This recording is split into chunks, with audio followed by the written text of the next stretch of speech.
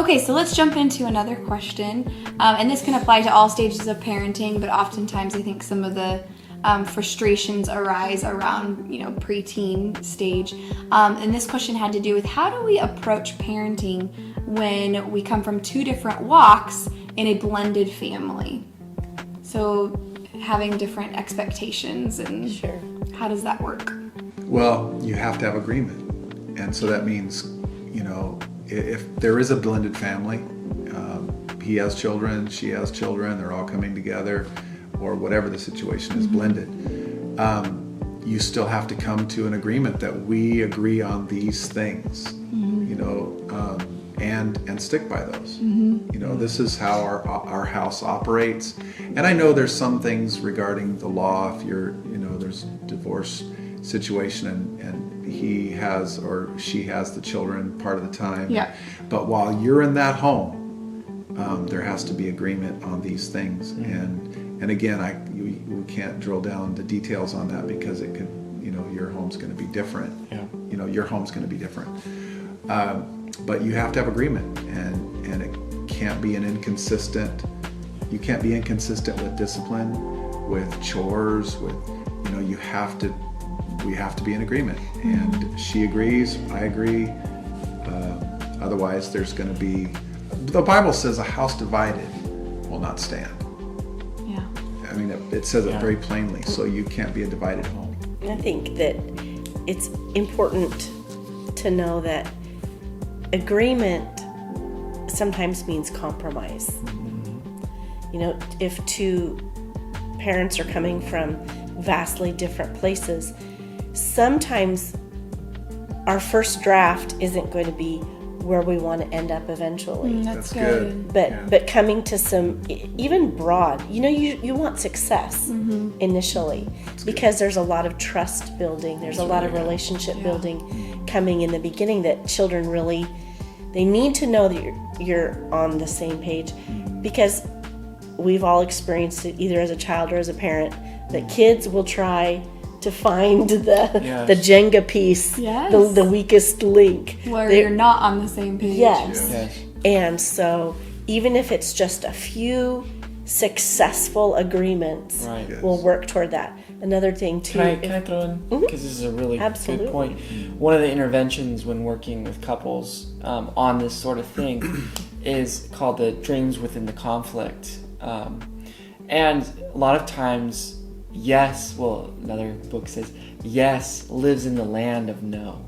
And so sometimes we he'll never agree to that. We'll never, sometimes we have to kind of wade through the no's, but there are a lot of things that we do agree on. That's good. Yes. So, really good. what do we agree on? Right. Let's get really clear. We want kids that blank. We want to do this and lay out the things we agree on.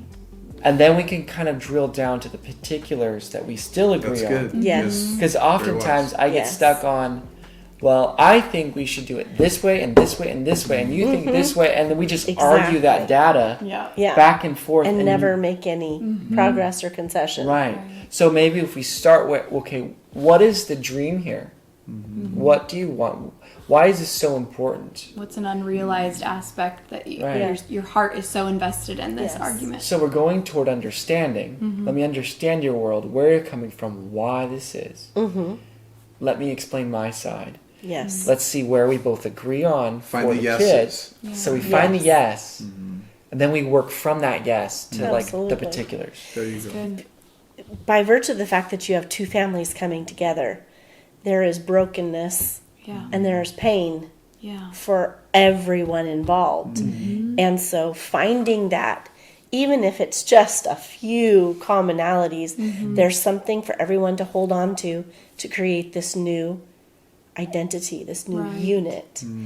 And healing comes from it. Yeah. And trust is built from seeing another aspect of that. And we've, in dealing with blended families, one of the things that we advised and have seen generally be successful is having family meetings every now and then. Not a family gripe session. There has to be pretty strict, good communication skills. You know, we have to Yeah. go over no, you always, and you never, and I. Yes. You know, that Criticism, contempt, blame. Yes, it has Offensiveness. to be well moderated. Yeah. But if the kids, after mom and dad are on the same page, if they can have buy-in and conversation, it's good. hugely important. really Can good. I say something? You made me think.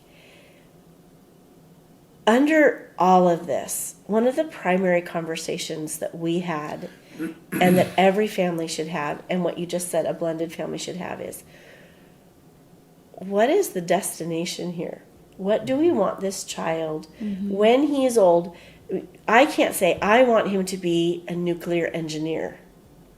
That's what I want him to be. Right. But what I can say is I want him to be curious and know how, be confident enough to Explore explore the world, possibilities and find answers. And I want him to have Growth mindset. yes, Yeah. not to have limiting self-talk because of the way I've talked to him. To have manners, because manners open as Many simple doors. as manners. Yes. Manners open many doors. Yeah. To be able to look at someone and have a confident conversation. Now, of course, we have all of our spiritual goals for our children, but there are some just practical goals. And if we don't start out knowing them at little age, we can just kind of be managing bad behavior, Sure. So good. you know. And even I like okay, that distinction. Yeah. Yeah. That's really good. so like we're looking at a school age child or a junior high child. Okay, well we're looking towards this child's going to have a job in the next Yes. 10 years. Right. So we want him to be responsible.